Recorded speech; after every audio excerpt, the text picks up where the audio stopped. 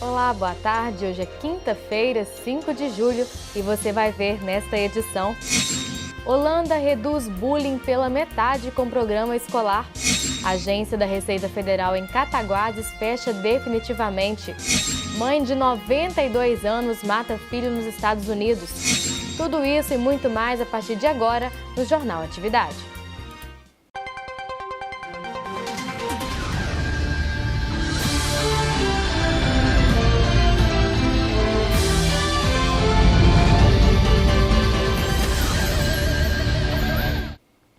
Uma pesquisa que acompanhou 10 mil crianças de 99 escolas holandesas durante 5 anos mostrou impactos positivos no combate ao bullying.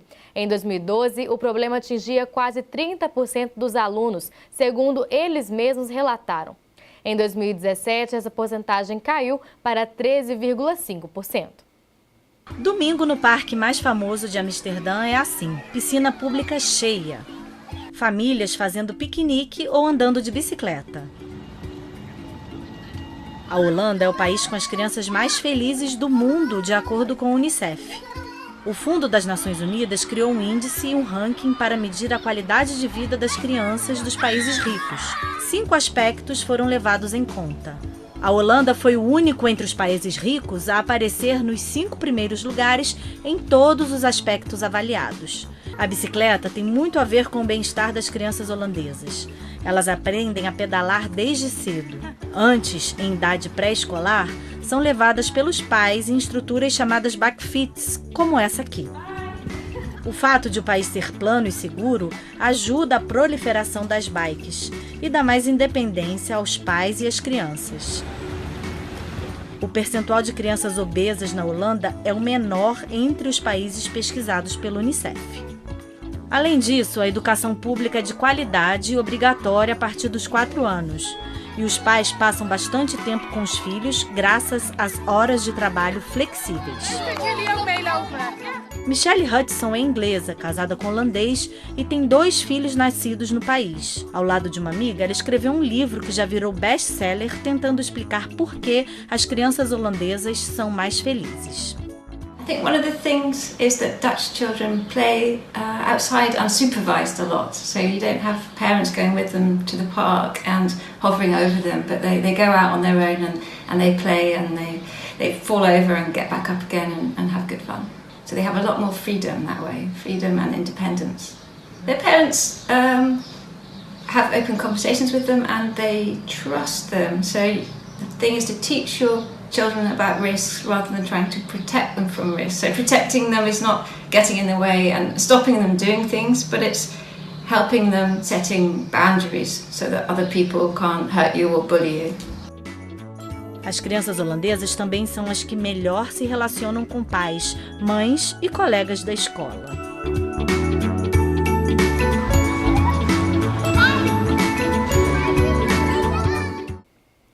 O Ministério da Saúde emitiu alerta para a baixa vacinação contra a paralisia infantil. 312 cidades não vacinaram nem metade das crianças menores de 1 ano em 2017. Embora não haja casos atuais de poliomielite, a preocupação do Ministério se justifica por ao menos 3 motivos. A circulação do vírus em 23 países nos últimos 3 anos, o surgimento de um caso da doença na Venezuela em junho e o efeito devastador da doença no país antes de sua eliminação graças à vacina.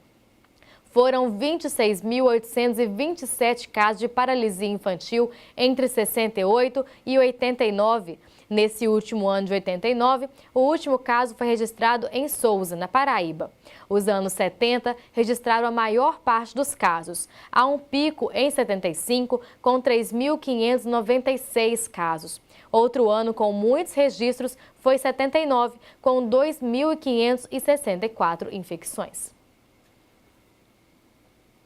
Na tarde de ontem, uma equipe da Unifaminas, sob a coordenação do pró-reitor administrativo Eduardo Goulart Gomes, fez a doação de móveis e equipamentos para 11 postos de UBS, unidades básicas de saúde pela cidade.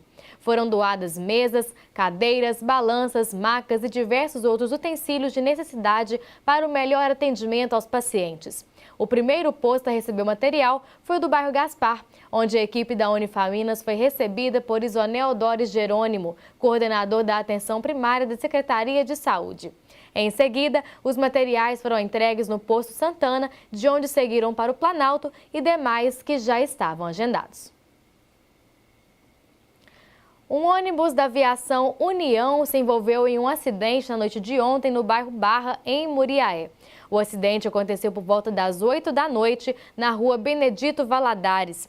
O veículo da linha Cardoso de Melo seguia seu trajeto normalmente, sentido centro, quando, ao se aproximar de um quebra-molas, o motorista fez uma pequena redução na velocidade e um veículo de passeio chocou-se na traseira do ônibus. Ninguém que estava no ônibus ficou ferido. Outro motorista da empresa, que se encontrava no veículo durante o fato, acionou o socorro para o motorista do automóvel, que apresentava sangramento no nariz e foi encaminhado para o Hospital São Paulo. Um funcionário administrativo da Aviação União também compareceu ao local para dar o suporte necessário aos envolvidos no acidente. A ocorrência foi registrada pela Polícia Militar.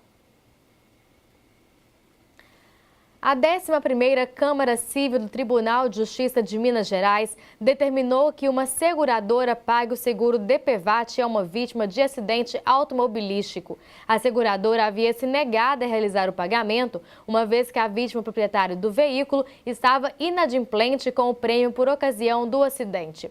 Para o TJMG, o inadimplemento não impede a vítima de pleitear a indenização referente ao DPVAT, ainda que este seja o proprietário do veículo. Em primeira instância, a seguradora foi condenada a pagar R$ 945 ao autor da ação. Ao recorrer da decisão da comarca de Uberlândia, a empresa alegou que o acidente ocorreu em 16 de março de 2016 e que o prazo final para o recolhimento do seguro era 18 de março, mas o segurado somente quitou a parcela em 12 de maio do mesmo ano. Argumentou que o caso em análise não autoriza a aplicação da súmula 257 do Superior Tribunal de Justiça, já que esta aplica-se somente a situações em que o beneficiário não seja o próprio motorista inadimplente. Afirmou ainda que não ficou comprovado nos autos o anexo causal entre a invalidez e o acidente automobilístico, já que o relatório médico apresentado foi produzido um dia após o acidente e, conforme o boletim de ocorrência, a vítima não apresentava lesões. Requereu a informa da decisão. Ao analisar o recurso, o desembargador relator Alexandre Santiago ressaltou que o STJ pacificou o entendimento de que a indenização do seguro obrigatório deve ser paga à vítima, mesmo que inadimplente, com o prêmio, e mesmo em se tratando do proprietário do veículo inadimplente. O magistrado rejeitou também a alegação da seguradora. Isso porque a simples menção da expressão sem lesões aparentes no boletim de ocorrência não possui o condão de desconstituir o laudo médico, no qual constou de maneira expressa que a lesão sofrida pelo autor produziu incapacidade funcional de 10% na mão esquerda, com sequelas, argumentou o desembargador. Com essas considerações, negou o provimento ao recurso e manteve a sentença. A Petrobras reajustou o preço do gás de cozinha, o GLP, em 4,4%. O botijão de 13 quilos passa a valer R$ 23,10 nas refinarias a partir de hoje. No acumulado do ano, o GLP apresenta aumento de 5,2% se comparado ao preço praticado em dezembro do ano passado. A estatal informou que o reajuste ocorre devido à desvalorização do real frente ao dólar, que apenas entre março a junho foi de 16%, e ao reajuste de 22,9% do preço do GLP no mercado internacional no mesmo período. Os reajustes do gás de cozinha passaram a ser trimestrais a partir de janeiro de 2018.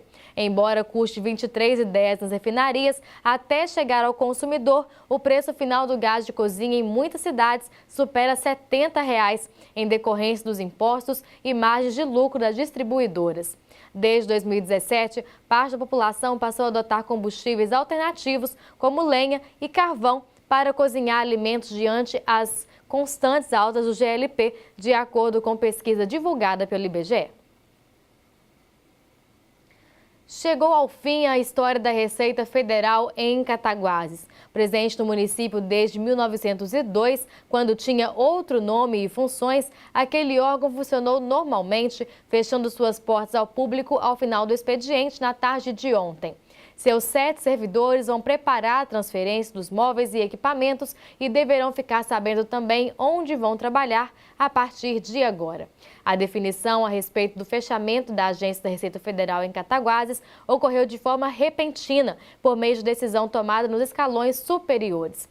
A notícia caiu feito uma bomba na cidade, causando transtorno em diversos setores da sociedade, que agora, inclusive o cidadão comum, terão que se deslocar até Muriaé, Ubá ou Juiz de Fora para resolverem suas pendências com aquele órgão. A Defesa Civil de Cataguases foi acionada por volta das 2h30 da tarde de ontem para apagar início de incêndio em uma residência desocupada na rua Major Vieira, no centro da cidade. As chamas não chegaram a se alastrar e ficaram restritas a um dos quartos do imóvel. Um dos vizinhos sentiu cheiro de fumaça e viu que estava saindo da casa ao lado. Imediatamente ligou para a Defesa Civil, que chegou em poucos minutos. Como a residência está vazia há algum tempo, testemunhas disseram que é comum ouvirem movimentos de pessoas em seu interior que entram pelos fundos da casa que pertence a um médico. A suspeita inicial é de que o fogo tenha sido colocado por pessoas que estavam no imóvel e foram embora sem apagá-lo. Apenas livros que estavam no local foram atingidos pelo fogo, que foi controlado em poucos minutos. 3 pessoas ficaram presas no elevador de um prédio residencial por 40 minutos em Leopoldina. Um homem e 2 senhoras foram socorridos pelo Corpo de Bombeiros após ficarem presos entre o 2º e o 3º andar do prédio de 5 andares. A ocorrência foi registrada na região central da cidade por volta das 7h30 da noite. Os bombeiros militares utilizaram ferramentas específicas e conseguiram abrir a porta do elevador. As 3 pessoas foram resgatadas sem ferimentos. Segundo a corporação, foi feito o isolamento dos elevadores e os moradores orientados a não utilizarem o local até a chegada da empresa que presta serviço de manutenção. O preço médio do litro da gasolina e do etanol subiu no mês de junho em todas as cidades da Zona da Mata e Campo das Vertentes, que constam no levantamento da Agência Nacional do Petróleo, Gás Natural e Biocombustíveis. A cidade de Viçosa, por exemplo, registrou 3,346 no preço médio do litro do etanol. Este foi o 5º mês consecutivo que o valor do combustível é o mais caro entre todos os municípios de Minas Gerais. Segundo o levantamento, a gasolina mais cara da região foi encontrada em Muriaé, R$ 4,98, o 10º maior preço entre as cidades mineiras. O aumento no valor médio do preço da gasolina variou de acordo com cada cidade. Muriaé ultrapassou Viçosa e lidera o ranking dos valores mais altos da região. O preço médio mais baixo em maio era registrado em São João del Rei, mas com o aumento, o valor mais baixo em junho ficou com a cidade de Juiz de Fora. A exemplo da gasolina, o preço médio do etanol também subiu em todas as cidades pesquisadas na região. Com Viçosa se mantendo com o valor mais caro do combustível do estado, o menor preço médio em junho foi registrado em Ubá. O Parlamento Europeu aprovou um novo sistema de autorização de viagens para turistas de países que não precisam de visto para entrar nos países da União Europeia, entre eles o Brasil. A autorização prévia à viagem passará a ser exigida a partir de 2021. O sistema conhecido como ETIAS, European Travel Information and Authorization System, foi aprovado por 494 votos a favor, 115 contra e 30 abstenções. Agora a lei precisa ser adotada formalmente pelo Conselho de Ministros, que já tinha entrado em um acordo sobre ela. Depois será publicada no Diário Oficial. Antes de viajar à Europa, os turistas terão de preencher um formulário eletrônico com dados pessoais, informações do documento de viagem e o país em que entrará. Além dos brasileiros, turistas de outras 60 nacionalidades serão afetados. A autorização será válida por 3 anos e vai custar 7 euros, cerca de R$ 32, a não ser para viajantes menores de 18 anos ou maiores de 70, para quem será gratuita. Mas a decisão final para entrar na União Europeia continua com a segurança de fronteira de cada país. A 9ª Cavalgada Cultural de Macuco, distrito de Muriaé, acontece entre os dias 7 e 8 de julho. No sábado, às 11 da noite, tem show com a dupla Marcelo e Wesley abrindo o evento. No domingo, acontece a cavalgada com saída prevista para as 10 da manhã. A chegada está prevista para as 11. Por volta das 11h30, começam os shows com João Vitor. Às 2 da tarde, a música ao vivo continua com Silas Silva. Fechando a festa, às 8 da noite, tem show com a banda Marofage. A entrada é franca. O Densur de Muriaé lançou uma campanha para renegociar dívidas atrasadas de consumidores.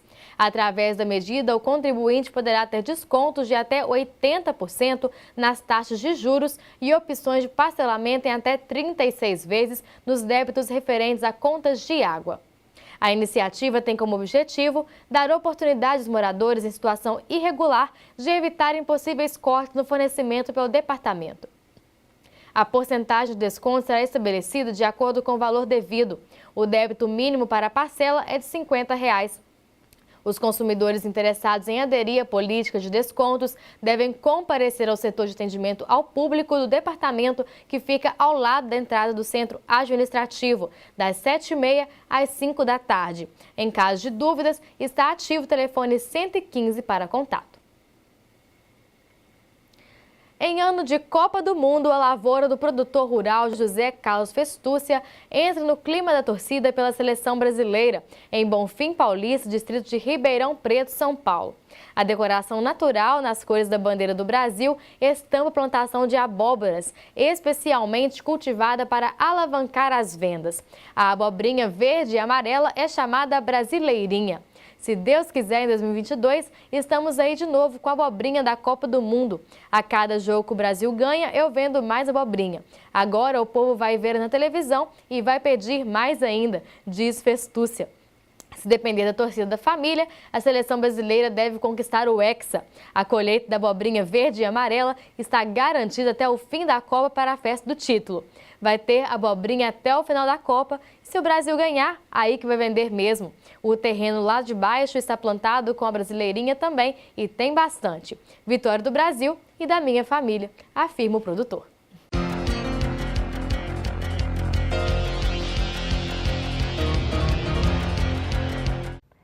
A recente passagem de uma frente fria pelo litoral do Sudeste foi o que ajudou a aumentar a umidade, trazer um pouco de chuva para as áreas litorâneas e provocou queda nas temperaturas. Mas nesta quinta, essa frente fria já se afasta para o oceano e o sol retorna com força, especialmente entre São Paulo e o Rio de Janeiro. Por conta da umidade elevada, há condições para névoa e nevoeiro ao amanhecer. Na Grande São Paulo, no Vale do Paraíba, também no Rio de Janeiro, zona da Mata Mineira e no Vale do Rio Doce. Aos poucos o sol vai aparecendo, predomina e o que faz as temperaturas subirem rapidamente. Além disso, a umidade do ar volta a cair bastante. Pelo interior de São Paulo, região metropolitana, ficando abaixo de 30%, assim como em todo o centro-oeste de Minas Gerais. No litoral, o mar permanece agitado e há alerta para ressaca, desde São Sebastião, em São Paulo, até Cabo de Santo Tomé, no Rio de Janeiro. A mínima prevista é de 11 graus em Belo Horizonte e 18 em Vitória. Em São Paulo, a temperatura alcança 28 graus e a máxima é de 32 graus no Rio de Janeiro. A previsão do tempo para essa semana nas cidades Zona da Mata e Campo das Vertentes é de céu parcialmente nublado com névoa úmida ao amanhecer. De acordo com o 5º distrito do IMET, as temperaturas devem ficar entre 9 e 30 graus na região e a umidade relativa do ar entre 90% e 40%. Aqui em Muriaé, o dia vai ser de sol com nevoeiro. As nuvens aumentam no decorrer da tarde. Os termômetros marcam mínima de 18 e máxima de 29 graus. Em Miraí, o dia vai ser de sol com algumas nuvens, não chove, e as temperaturas variam entre 19 e 28 graus. Já em Mirador, a previsão é dia de sol com algumas nuvens, não chove, e os termômetros indicam 17 de mínima e 31 graus de máxima.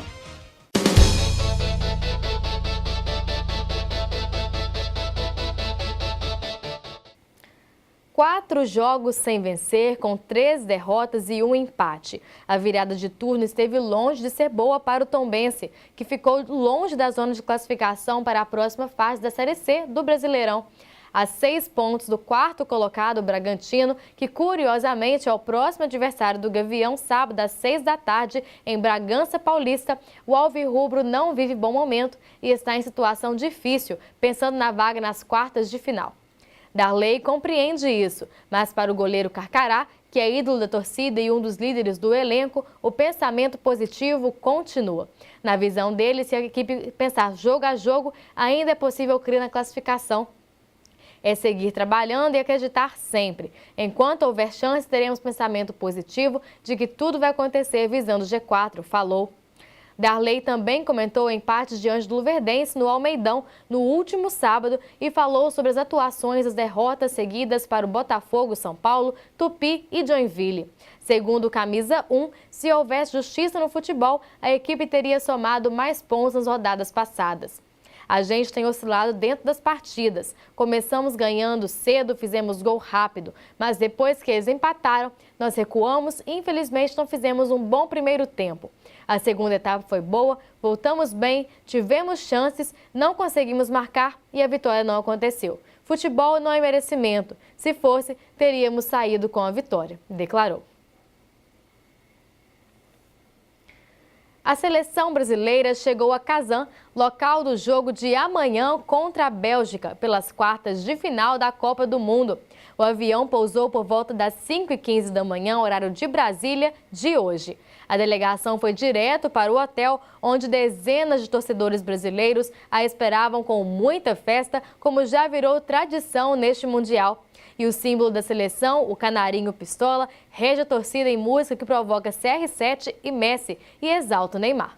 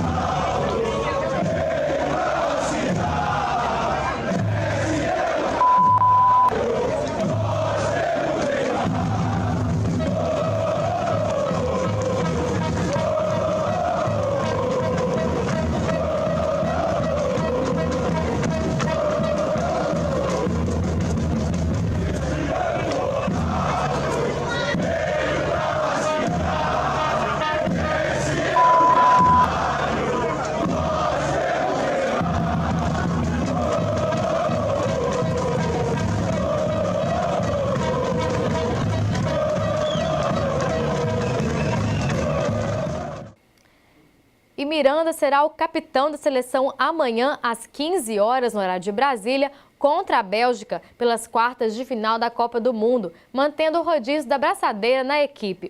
O anúncio foi feito tão logo a delegação brasileira chegou ao hotel em Kazan, cidade do confronto. Será a segunda vez que Miranda atuará com a faixa na Copa do Mundo. Ele havia sido capitão do Brasil na vitória por 2-0 contra a Sérvia, terceiro jogo da fase de grupos. O defensor passa a ser quem mais vezes usou a braçadeira na era Tite, 5 vezes: Equador, Uruguai, Áustria, Sérvia e Bélgica, deixando Daniel Alves na segunda posição com 4 jogos. O atacante Neymar recebeu um mimo das autoridades de Kazan. Assim como Cristiano Ronaldo e Lionel Messi, o astro da seleção brasileira ganhou uma pintura em frente ao hotel onde a delegação ficará hospedada na cidade russa. Diferentemente de Messi e CR7, que foram pintados lado a lado, Neymar está num ponto exclusivo da cidade, sem dividir o paredão com algum rival. O artista Dmitry Kuznikov revelou que iniciou o trabalho às 9 da noite de ontem, horário de Kazan, 3 horas da tarde, em Brasília. Segundo ele, ainda faltavam alguns detalhes para encerrar a imagem do jogador. Fiz o Cristiano Ronaldo no ano passado para a Copa das Confederações. Este ano, para a Copa, fizemos o Messi em 48 horas. Para fazer o Neymar, nem dormimos, trabalhamos sem parar, disse. A catarinense Franciele Ramos, de 32 anos, encontrou uma forma criativa de compartilhar informações sobre os países que participam da Copa do Mundo. Antes de cada partida, ela veste trajes típicos dos participantes nas filhas gêmeas de 2 anos e as fotografa enquanto dormem. As imagens são publicadas no perfil @beatriz.olivia no Instagram, que já apresentava imagens criativas das meninas. O sucesso é tanto que as publicações alcançaram 22,1 mil seguidores. Franciele já publicou 56 fotos, uma para cada partida, e vai publicar outras 9 até o final do Mundial, que nesta edição ocorre na Rússia.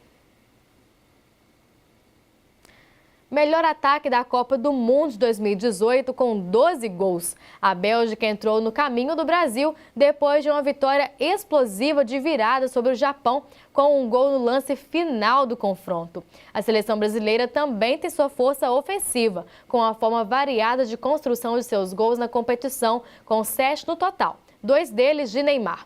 O técnico Tite considerou essa qualidade do time uma questão individual da capacidade criativa de seus jogadores de ataque, na véspera do confronto pelas quartas de final em Kazan.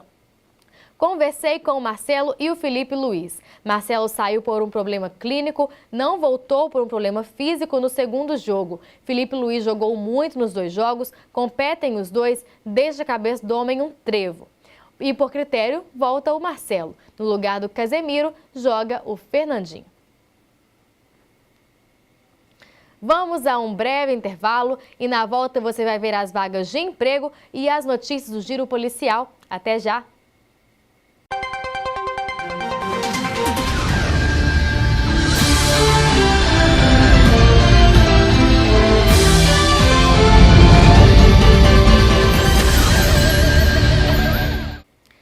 A Prefeitura de Muriaé, através da Secretaria Municipal de Educação, divulgou um novo edital de convocação para preenchimento de vagas de estágio.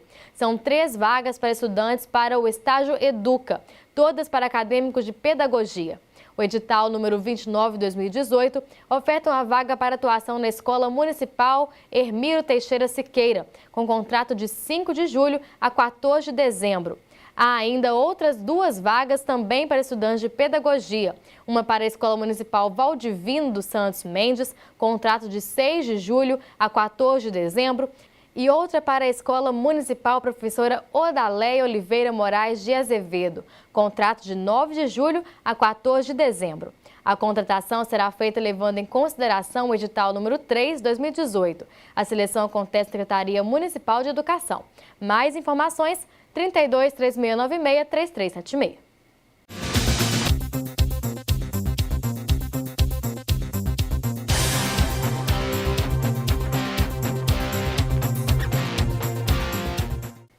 E o Cine, o Sistema Nacional de Emprego de Muriaé, disponibiliza hoje um total de 10 vagas com salários de até R$ 1.800. Uma vaga para acompanhante de idosos, obrigatório referência e experiência. Uma vaga para alinhador de veículos, obrigatória experiência e habilitação B. 2 vagas para balconista de lanchonete, obrigatória experiência na carteira. Uma vaga para borracheiro, obrigatória experiência na carteira. Uma vaga para chapeiro, obrigatória experiência na carteira. Uma vaga para gerente de produção em confecção, obrigatória experiência na carteira. Uma vaga para operador de retroescavadeira, obrigatória experiência na carteira. Uma vaga para técnico de laboratório de laticínios, obrigatória experiência comprovada na carteira. E uma vaga para técnico químico, obrigatória experiência e curso técnico ou superior em química. Para se candidatar a uma vaga na unidade de atendimento do Cine, o interessado deve levar CPF, cartão do PIS se possuir e carteira de trabalho e previdência social. O endereço do Cine de Muriaé é na Avenida Juscelino Kubitschek, 1337, dentro do posto da UAI, unidade de atendimento integrado. Interessados devem comparecer ao Cine ou podem escrever pela internet no link que aparece na sua tela.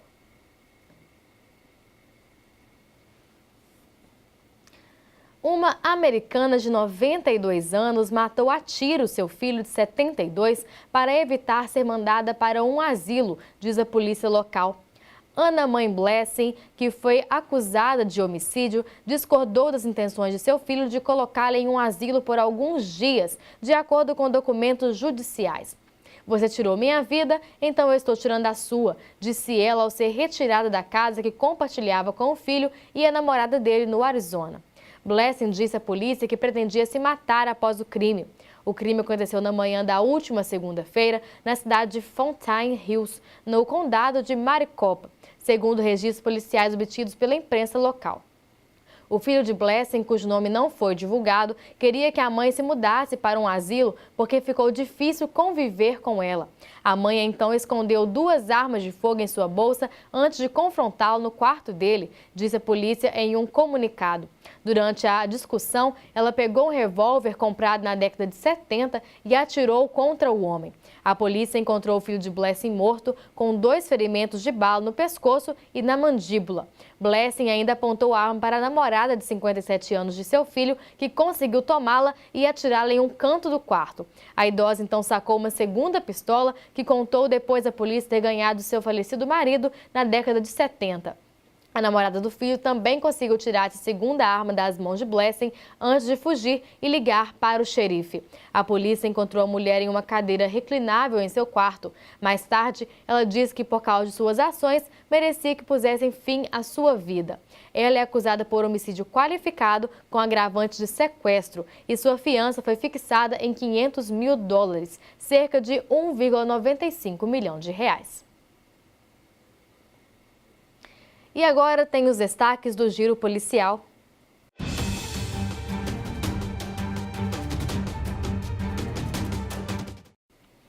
O motorista de um caminhão percorreu cerca de 196 quilômetros em alta velocidade, derramando uma carga de margarina na pista de 3 rodovias federais até se chocar contra uma viatura da PM na BR-101 em Campos dos Goytacazes, no norte fluminense. Ele passou em alta velocidade pela BR-356 em Cardoso Moreira na madrugada de ontem.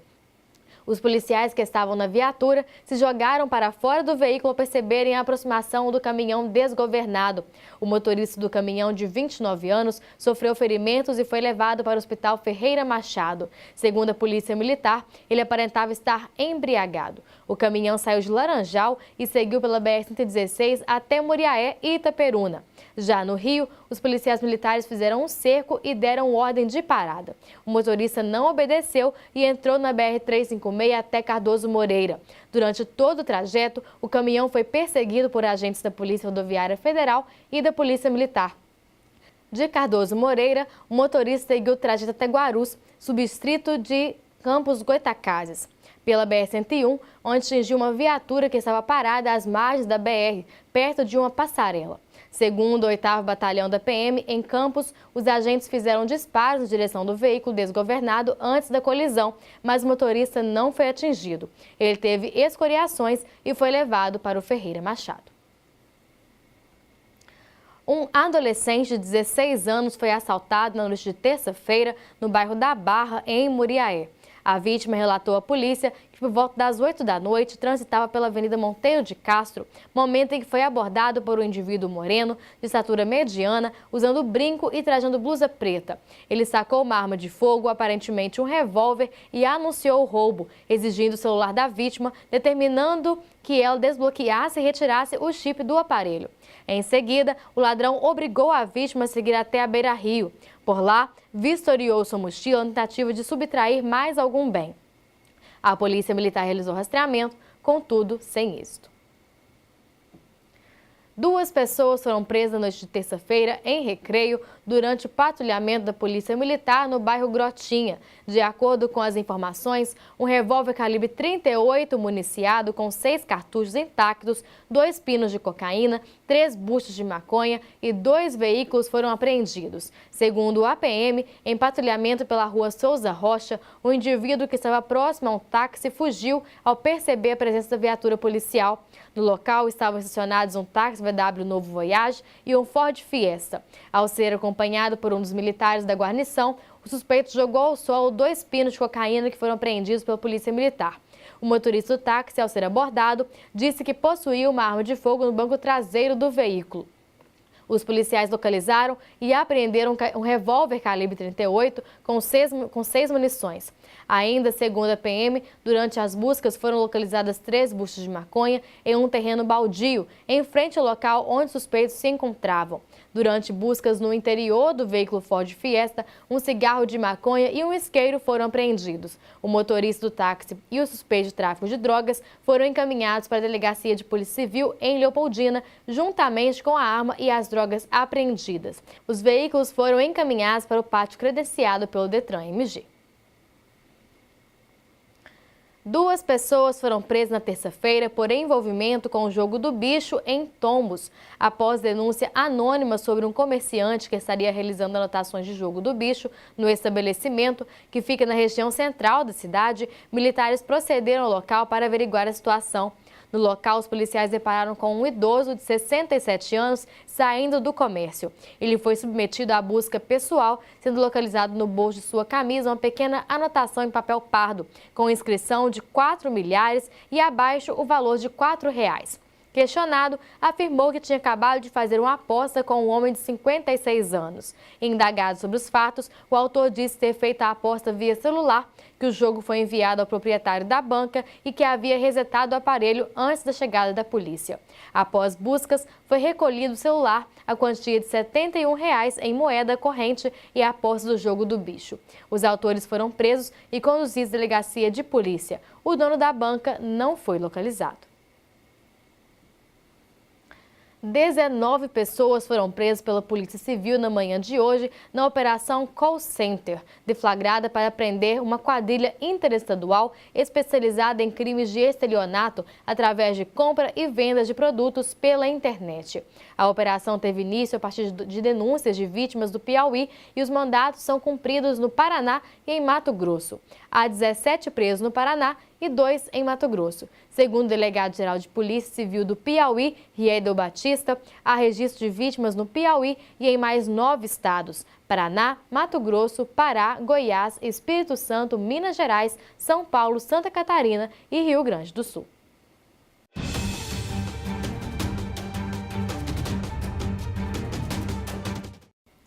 E o Jornal Atividade termina aqui e você pode entrar em contato com a nossa redação pelos telefones 3729-7048 e 3729-7094 ou nos enviar alguma reclamação através de um vídeo pelo WhatsApp 998277695.